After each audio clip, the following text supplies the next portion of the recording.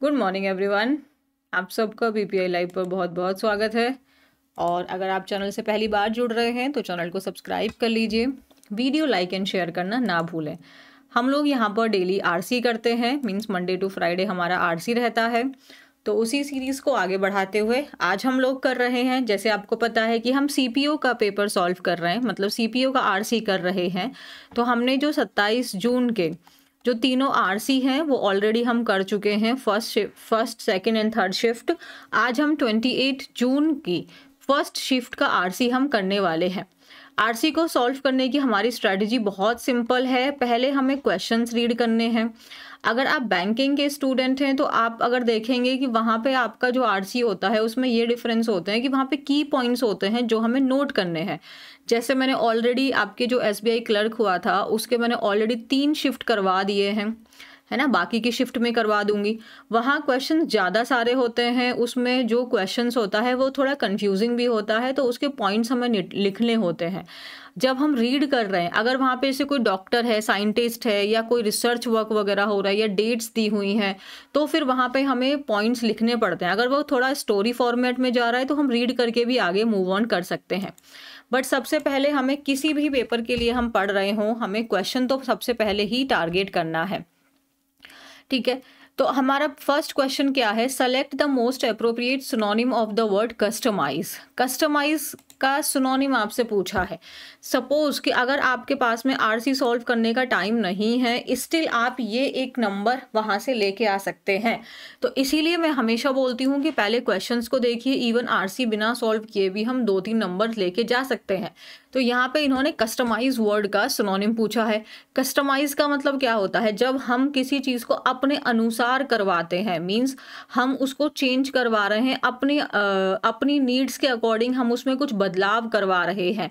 Suppose आपने कुछ सामान खरीदा, वो जनरल एक प्रोडक्ट था, सबके लिए था, बट आपने कहा कि नहीं, मुझे इसमें कुछ ये चेंजेस करवाने हैं, यहाँ पे मुझे ये स्पेसिफिक चीज़ डलवानी है, यहाँ मुझे ये स्पेसिफिक चीज़ डलवानी है, यहाँ मुझे ये हटवाना है। तो आप क्या कर रहे हैं? आप उसको कस्टमाइज करवा रहे हैं, आप उसे अपनी रिक्वायरमेंट के हिसाब से फुलफिल करवा रहे हैं। तो आप उसको क्या कर रहे हैं? पर्सनलाइज कर रहे हैं। सपोज आपने उस पर अपना नाम लिखवा दिया, या अपने किसी लोग का नाम लिखवा दिया, अपने पर्सन का नाम लिखवा दिया, आप उसको अपने हिसाब से बना रहे हैं, आप उसको पर्सनल बना रहे हैं, तो वो पर्सनलाइज हो गया। रियलाइज इसका कोई मीनिंग नहीं है। जनरलाइज वो होता है जो सबके लिए है। अगर कोई हम मार्केट में सामान लेने जाते हैं तो वो सबके लिए, कोई स्पेसिफिक तो है नहीं, फिर हम उसे अपनी ज़रूरत के हिसाब से उसमें बदलाव करवाते हैं। तो यानी कि हम उसको कस्टमाइज करवाते हैं। जैसे अगर आपने कहीं पे देखा होगा कि कस्टमाइज आर्ट भी अवेलेबल है, कस्टमाइज ड्राइंग्स भी अवेलेबल है, कस्टमाइज फर्नीचर अवेलेबल है। मीन्स आपके नीड के अकॉर्डिंग भी हम बना देंगे, हम आपके नीड के अकॉर्डिंग भी चीज़ों को क्रिएट कर देंगे। सो हम आपकी पर्सनल रिक्वायरमेंट को फुलफिल कर देंगे। तो यानी कि पर्सनलाइज। जनरलाइज तो है ही वो चीज़, सबके लिए तो प्रेजेंट ही है। तो जनरलाइज मतलब जो जनरल है, जो सबके लिए है। और रिचुअलाइज्ड मतलब रिचुअल्स क्या होते हैं? जो हमारे ट्रेडिशंस होते हैं, जो हमारी परंपराएं होती हैं, तो वो रिचुअलाइज्ड हो गया। तो इससे कस्टमाइज का कोई मतलब नहीं है। कस्टम से मत इसको कर लेना। कस्टमाइज का मतलब होता है जब आप किसी चीज़ को अपने अनुसार बदलवा रहे हैं। तो इसका आंसर क्या बनेगा हमारा? फर्स्ट, यानी कि पर्सनलाइज। तो आंसर क्या है इसका? पर्सनलाइज। कस्टमाइज आपके ट्रेडिशंस को बताता है, बट कस्टमाइज का रिचुअलाइज आपके आपके रिचुअल्स को बता रहा है, आपके परंपराओं को बता रहा है। बट हम किसी प्रोडक्ट को कस्टमाइज करवा रहे हैं, मतलब हम अपने नीड्स के हिसाब से उसको चेंज करवा रहे हैं, हम उसको पर्सनलाइज करवा रहे हैं। तो इसका आंसर फर्स्ट हो गया। मैंने बिना आर्टिकल रीड किए अपना आंसर मार्क कर दिया, यानी कि मेरे 1 नंबर तो पक्का हो गया, ठीक है, बिना टाइम वेस्ट किए। अब हम यहाँ से देख सकते हैं कि इस क्वेश्चन में हमें पूरे आर्टिकल को रीड करने की ज़रूरत है। अब फिर भी मैंने जब बोला, तो अगर आपको इस तरीके से है तो आप फटाफट से अपने ऑप्शंस को भी रीड करेंगे। Why is it not easy to draw a line between old media and new media? Question को समझना भी बहुत ज़रूरी है। न्यू मीडिया और ओल्ड मीडिया के बीच में एक लाइन को ड्रॉ कर पाना आसान क्यों नहीं है? Okay, because new media can be customized to users preference, because new media is considered to be the multimedia and digital form of communication, both include various kinds of mediums, and because old media has found new ways of representation in digital forms. अब हमें ये तो नहीं समझ में आया कि options क्या कह रहे हैं, क्या मीनिंग है, बट हमने क्वेश्चन से ये समझा है कि ओल्ड मीडिया और न्यू मीडिया के बीच में एक लाइन ड्रॉ कर पाना क्यों मुश्किल है ना, क्यों आसान नहीं है, यानी कि क्यों मुश्किल है। बाकी जहां हमें ये लाइन दिखाई देगी वहां हमें अवेयर हो जाना है हमारे आंसर पे ध्यान देने के लिए। हमने ऑलरेडी ऑप्शंस को एक बार नज़र में डाल दिया है, तो ये भी हमें हेल्प जरूर करेगा। आगे बढ़ देते हैं हम। आगे कह रहा है how does the passage distinguish new media from old media. तो जो पैसेज है वो न्यू मीडिया को ओल्ड मीडिया से कैसे सेपरेट कर रहा है, कैसे उसको अलग कर रहा है, कैसे उसमें अंतर बता रहा है, डिस्टिंग्विश कर रहा है। तो जहाँ पे हम देखेंगे कि न्यू मीडिया और ओल्ड मीडिया के बीच में कंपैरिजन किया जा रहा है, उनमें डिफरेंस बताए जा रहे हैं, वहाँ हमें अवेयर हो जाना है। सेकेंड नंबर के क्वेश्चन में लाइन ड्रॉ करने की बात हो रही थी, वहाँ हमें अवेयर होना है। ठीक है, तो एक बार देख लें। New media include user interaction, whereas through old media we only consume information. New media increase screen time.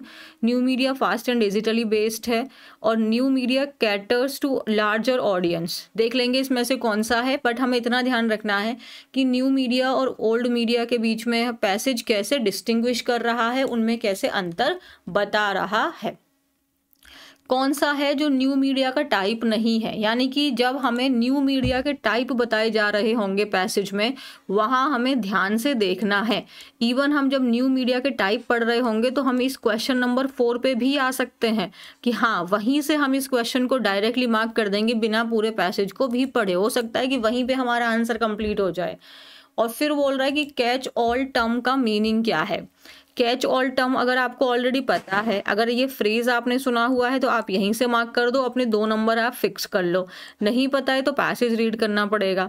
Catch all term का मतलब a category which include all the types of media, category that include all the source of information, all the source of entertainment और many different things. तो चलो इसको read करके देख लेंगे कि किसकी बात कर रहा है।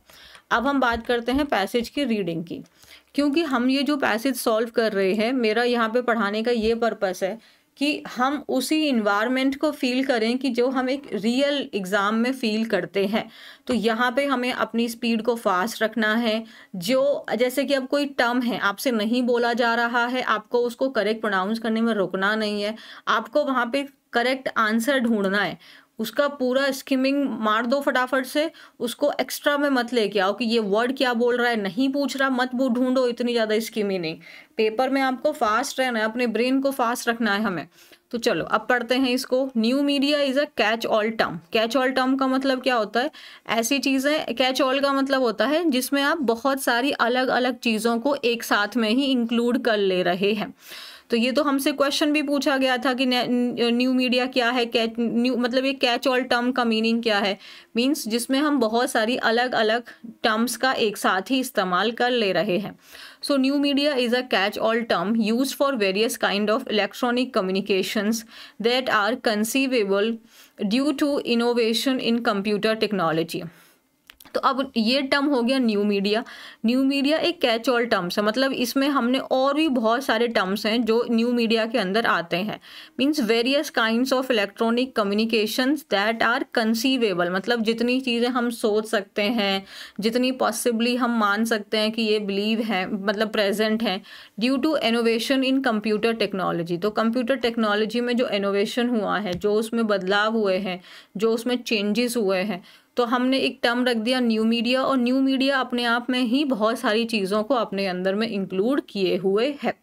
इन कॉन्ट्रास्ट टू, किस चीज़ के विरुद्ध में, किस चीज़ के विपरीत में? ओल्ड मीडिया के विपरीत में, जिसमें क्या क्या इंक्लूडेड थे? Newspaper, magazine, books, television and other such non interactive media. यानी ओल्ड मीडिया में क्या क्या चीज़ें हैं? न्यूज़पेपर है, हम भी जानते हैं न्यूज़पेपर ओल्ड मीडिया का पार्ट है। मैगजीन्स हैं, बुक्स हैं, टेलीविज़न है, और भी वो जो नॉन इंटरैक्टिव मीडिया हैं, है ना। न्यू मीडिया में क्या क्या चीज़ें हैं? आपकी वेबसाइट्स हैं, online video and audio streams हैं, ईमेल्स हैं, online social platforms, online communities, online forum, blogs, internet telephony, web advertisement, online education and much more. यहाँ से अगर आपको याद होगा तो मेरा एक क्वेश्चन यहाँ से क्लियरली सॉल्व हो गया है। उन्होंने पूछा कि ये कौन से हैं जो न्यू मीडिया का पार्ट नहीं है, ऐसा करके क्वेश्चन आया था। तो ओल्ड मीडिया का पार्ट कौन है? न्यूज़पेपर, मैगजीन, बुक्स, टेलीविजन, और न्यू मीडिया का ये पार्ट है। तो मुझे यहाँ पे रुकना किस लिए है? मैं यहाँ पे आंसर्स करने के लिए तो आए हैं ना हम लोग, पेपर सॉल्व करने क्यों आए? हमें आंसर सॉल्व करने हैं। तो यहाँ पे इन्होंने पूछा है कि which of the following is not a type और काइंड ऑफ न्यू मीडिया। तो न्यू मीडिया का पार्ट नहीं है, यानी कि वो ओल्ड मीडिया का पार्ट है। So web advertisement new media का पार्ट है, ईमेल्स न्यू मीडिया का पार्ट है, ऑनलाइन वीडियो न्यू मीडिया का पार्ट है, टेलीविजन ओल्ड मीडिया थी, टेलीविजन ओल्ड मीडिया है। तो यानी कौन सा है जो न्यू मीडिया नहीं है? तो हमारा आंसर हो गया टेलीविजन, यानी ऑप्शन नंबर 2 हमारा यहाँ पे बन गया इसका आंसर। तो मैंने कर दिया, यही आपको करना है। आपको दिखाई दे रहा है कि ये आपका क्या, आपका पेपर कैसे आता है, पेपर का कैसे होता है, ये आपका है ना। फिर यहाँ आपके क्वेश्चंस होते हैं, तो आपको पता है कि 4 नंबर के क्वेश्चन में वो क्या पूछ रहा था, तो वहाँ से डायरेक्ट आपने टिक किया, जाके 4 नंबर का आंसर किया और आप आगे बढ़ गए। ऐसे हमें करना है, ठीक है। हमें अवेयर होना है अपने क्वेश्चन को करते समय। आगे क्या बोल रहा है? It is not very easy to draw a line between the new and old media. भाई ये तो हमारा क्वेश्चन ही पूछा था उन्होंने कि न्यू एंड ओल्ड मीडिया के बीच में एक लाइन ड्रॉ कर पाना आसान क्यों नहीं? एग्जैक्टली यही लाइन थी। आंसर यहाँ दे रहा है हमको, because the so called old media has found new ways of representation in digital forums leaving behind its conventional method of representation. मिल गया हमको आंसर। इन्होंने बोला कि न्यू और ओल्ड मीडिया के बीच में एक लाइन ड्रॉ कर पाना क्यों आसान नहीं है? क्योंकि जो सो कॉल्ड ओल्ड मीडिया है उसने नए तरीके ढूंढ लिए हैं। अब न्यू वेज ऑफ रिप्रेजेंटेशन मतलब नए तरीके ढूंढ लिए हैं अपने आप को रिप्रेजेंट करने में इस डिजिटल फॉरम में, है ना, जिसमें वो अपने खुद के कन्वेंशनल मीन्स जो उनके पारंपरिक, जो उनके यूजुअल मेथड्स हैं उसको छोड़ दिए हैं। तो उन्होंने खुद एक डिजिटल मेथड में नए वेज को आपका ढूंढ लिया है। तो जिसकी वजह से हम ओल्ड एंड न्यू मीडिया के बीच में डिफरेंस कर पाना, एक लाइन ड्रॉ कर पाना मुश्किल है। न्यू मीडिया, अब ये आंसर मुझे मिल चुका है, अगर मैं चाहूँ तो यहाँ पे एक बार हम जाके इसका आंसर कर सकते हैं, राइट। क्या बोल रहा था ये कि ये रहा, why is it not easy to draw a line between old media and new media? Because new media can be customized, नहीं, new media is considered to be the multimedia because both include various kinds of medium and because old media has found new ways of representation in digital form। exactly answer ही दे रखा था वहाँ पे, सीधा सीधा, question difficult है ही नहीं, क्योंकि जो ओल्ड मीडिया है उसने ढूंढ लिए हैं नए तरीके अपनी रिप्रेजेंटेशन करने के इस डिजिटल फॉरम में। तो इसीलिए अब हम कैसे बता दें कि ये ओल्ड मीडिया न्यू मीडिया है, क्योंकि ओल्ड मीडिया भी तो अब अपने आप को रिप्रेजेंट कर रही है इसी न्यू मीडिया पे। तो इसीलिए इनके बीच में एक लाइन ड्रॉ कर पाना बहुत मुश्किल है। तो ये आंसर भी हमको मिल गया। उसके बाद में क्या बोल रहा है? उसके बाद बोल रहा है कि न्यू मीडिया को क्या कंसीडर किया जाता है कि वो मल्टी मीडिया है। मल्टी मीन्स मैनी, उसमें अलग अलग चीज़ें जैसे कि आपका टेक्स्ट है, ऑडियो है, वीडियो है, एक साथ अवेलेबल हो जाते हैं। And digital form of communication happening by desktop, laptop, computers as well as phones, tablets and other devices. New media has introduced user interaction rather than simply consuming media। तो new media क्या है? एक user interaction है। Means यहाँ से आपका जो user है वो इसके साथ में इंटरेक्ट कर सकता है, वो बता सकता है, वो अपने हिसाब से चीज़ें चूज़ कर सकता है, वो उसमें बदलाव ला सकता है, rather than simply consuming media. तो ओल्ड मीडिया कैसी थी? कंज्यूमिंग थी। न्यूज़पेपर आपने पढ़ लिया, आप उसमें कुछ चेंज नहीं कर सकते। बट अब अगर आप वीडियो देख रहे हैं तो आप कॉमेंट कर देते हैं, लाइक डिसलाइक कर सकते हैं, यानी आप अपनी ओपिनियन वहाँ पे डायरेक्टली रख सकते हैं, जिससे आप इंटरेक्ट कर रहे हैं ना उन चीज़ों से। न्यू मीडिया को हम new media can be customize, means customize की जा सकती है वो यूज़र्स की प्रेफरेंस पे, यूज़र्स क्या पसंद कर रहे हैं, किस समय पे उनको क्या चीज़ें अच्छी लग रही हैं, तो उस तरीके से चीज़ों में बदलाव किया जाता है उनके हिसाब से, ठीक है। And it can be selectively linked from one form of content to another, और इसको हम बहुत ध्यान से लिंक भी कर सकते हैं वन फॉर्म ऑफ कंटेंट से दूसरे से, तो आप बहुत अच्छे से जानते ही हैं। तो फर्स्ट क्वेश्चन का कस्टमाइज का इसने सिनोनिम पूछा, हमने कर दिया पर्सनलाइज था। लाइन ड्रॉ कर पाना क्यों मुश्किल है? क्योंकि ओल्ड मीडिया भी तो अब अपने आप को रिप्रेजेंट कर रही है न्यू प्लेटफॉर्म्स के ऊपर में ही। न्यू मीडिया और ओल्ड मीडिया के बीच में डिफरेंस क्या है? न्यू मीडिया क्या है आपका? हाँ, न्यू मीडिया यूज़र इंटरेक्शन है, जबकि जो ओल्ड मीडिया है वो सिर्फ कंज्यूम इन्फॉर्मेशन है। जैसे आप टीवी देख रहे हो तो आप सिर्फ इन्फॉर्मेशन को कंज्यूम कर रहे हो, आप उसमें कुछ इंटरेक्ट नहीं कर सकते। बट अगर आप ऑडियो वीडियो अब यूट्यूब पर देख रहे हो, आप इंटरेक्ट करते हो, तो ये इंटरेक्शन नहीं है। यहाँ पे आप लिख नहीं पा रहे, आप बता नहीं पा रहे। न्यू मीडिया स्क्रीन टाइम बढ़ा रहा है, ऐसा कुछ बोला था? नहीं बोला था। न्यू मीडिया फास्ट है, ऐसी भी बात नहीं बोली है। New media caters to larger audience, मतलब ये लार्जर ऑडियंस तक पहुंच पा रही है और ज़्यादा पॉपुलर है ओल्ड मीडिया से, ऐसा कुछ बोला ही नहीं है। तो हमें तो सिर्फ अकॉर्डिंग टू पैसेज चलना होगा। तो अकॉर्डिंग टू पैसेज तो यही बोला है कि जो न्यू मीडिया है वो यूजर इंटरेक्शन है, जबकि जो ओल्ड मीडिया है वो सिर्फ कंज्यूम इंफॉर्मेशन है। तो आंसर मेरा हो गया 3rd नंबर का, आ गया मेरा ऑप्शन नंबर 1। उसके बाद में ये टाइप हमने कर दिया, ये भी। अच्छा, अब हमसे पूछा है कैच ऑल टर्म का मीनिंग क्या है। कैच ऑल टर्म का मीनिंग क्या था? जैसे हमने कहा कि न्यू मीडिया जो है वो कैच ऑल टर्म है, मीन्स उसमें बहुत सारी अलग अलग टर्म्स इस्तेमाल हुई हैं। तो category which include all type of media, specially media के बारे में, इंफॉर्मेशन या एंटरटेनमेंट के बारे में नहीं बात हो रही है। एक ऐसी कैटेगरी जिसमें बहुत सारी डिफरेंट चीज़ें इन्वॉल्व हैं। तो आंसर क्या बनेगा हमारा? Option number 4। इतना आसान क्वेश्चन था, इसमें कुछ ज़्यादा था ही नहीं जिसके ऊपर में हमें एक्स्ट्रा स्ट्रेस लेना है। बहुत सिंपल था। अगर मैं यहाँ पे बहुत ऐसे बैठ जाऊँगी कि मुझे पैसेज सॉल्व करना है, पैसेज से डरना है, तो मेरे को प्रॉब्लम आएगी। बट अगर मुझे पता है कि मुझे पैसेज को डील कैसे करना है, तो मैं उसी हिसाब से हम उसको डील करेंगे। सबसे पहले हम क्या करेंगे? सबसे पहले हम क्वेश्चंस देखेंगे। क्वेश्चंस में अगर वो सिनोनिम्स एंटोनिम्स पूछ रहा है, हमको आता है, तो हम डायरेक्टली मार्क कर देंगे।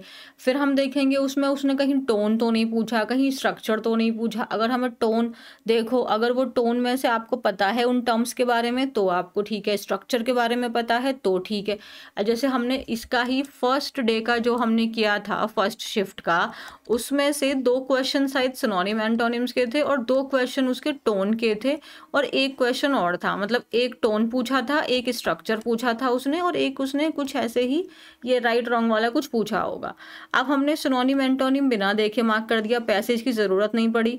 अगर आपको टोन के बारे में पता है, जैसे उसमें टर्म्स यूज़ की थी, जैसे पॉपुलिस्टिक टर्म यूज़ की थी, मुझे याद है बस, और बाकी नहीं याद आ रही है। हाँ, लॉडेटरी टर्म यूज़ की थी। तो अगर आपको ये टर्म्स के बारे में ही नहीं पता है तो आप पैसेज रीड करके क्या ही टोन पहचान लोगे। स्ट्रक्चर उसमें अगर जैसे कि मान लो उसमें कॉज एंड इफेक्ट का स्ट्रक्चर था, अगर हमें यही नहीं पता कि कॉज एंड इफेक्ट क्या होता है, तो आप पूरा पैसेज रीड करके भी आप कुछ नहीं निकाल पाओगे। तो ये क्वेश्चन आप नहीं से नहीं हुआ, ये वाला नहीं होगा। तो फिर एक क्वेश्चन रीड करने के पूरा पैसेज रीड करना सही नहीं है, अगर आपके और भी क्वेश्चन छूट रहे हैं तो इसका मतलब ये हुआ कि उस पैसेज में हमें 2 नंबर लेके आगे बढ़ जाना चाहिए था। तो ये चीज़ हम डिसाइड कब करते हैं? जब हम पैसेज को पहले हम पैसेज सॉल्व करने से पहले हम उसके क्वेश्चंस पे फोकस करते हैं। तो हमेशा आपको याद रखना है, रीडिंग कॉम्प्रिहेंशन के लिए सबसे पहले हम अपना क्वेश्चन करेंगे। क्वेश्चंस में जो हमारे क्वेश्चन को अंडरस्टैंड करेंगे, हमें जितना टाइम लग रहा है हम उतना टाइम देंगे वहाँ पे, क्वेश्चन को समझेंगे, फिर एक बार ऑप्शन को मोटी मोटी नज़र से फटाफट से देख लेंगे बस, और फिर उसके बाद हम क्वेश्चन पढ़ेंगे। जहाँ हमको लग रहा है कि ये उसका आंसर हो सकता है, हम डेफिनेटली वहाँ जाके आंसर करेंगे। तो इससे क्या होगा कि हमारा पैसेज भी सॉल्व हो जाएगा, टाइम भी कम लगेगा और हमारे मार्क्स भी इंक्रीज हो जाएंगे। ठीक है, तो रीडिंग कॉम्प्रिहेंशन कोई प्रॉब्लम नहीं है, बहुत आसान ही है, बट उसमें डेली प्रैक्टिस की ज़रूरत है। तो हो गया हमारा एक कॉम्प्रिहेंशन सॉल्व। तो आप मुझे बताइए कि आपके 5 में से टोटल कितने मार्क्स आ रहे थे। तो चलो, अगर अभी तक चैनल सब्सक्राइब नहीं किया है तो चैनल को कर लो सब्सक्राइब, क्योंकि हम डेली तो नहीं कर रहे हैं, बट हम वर्ड पावर मेड इजी की सीरीज़ यहाँ पे चल ही रही है। और उस वर्ड पावर मेड इजी में हम क्या कर रहे हैं, हम सेशंस करते हैं, और फिर आपको क्या करना होता है, सेशन के बाद में हम उसी सेशन की जो इम्पोर्टेंट वोकैबुलरी है वो करते हैं, और हम उसकी एक्सरसाइज भी सॉल्व करते हैं। तो अभी हमने सेशन 1 कंप्लीट कर लिया है, उसकी इम्पोर्टेंट वोकैब और एक्सरसाइज भी कंप्लीट कर ली है। क्या आप लोगों ने ये देख ली है? अगर नहीं देखी है तो एक बार ज़रूर देखो, ये आपके लिए वोकैबुलरी का एकदम रामबाण इलाज है। ठीक है, तो चलो अब हम क्लास को करते हैं कंप्लीट, मिलते हैं अगली क्लास में। Thank you very much.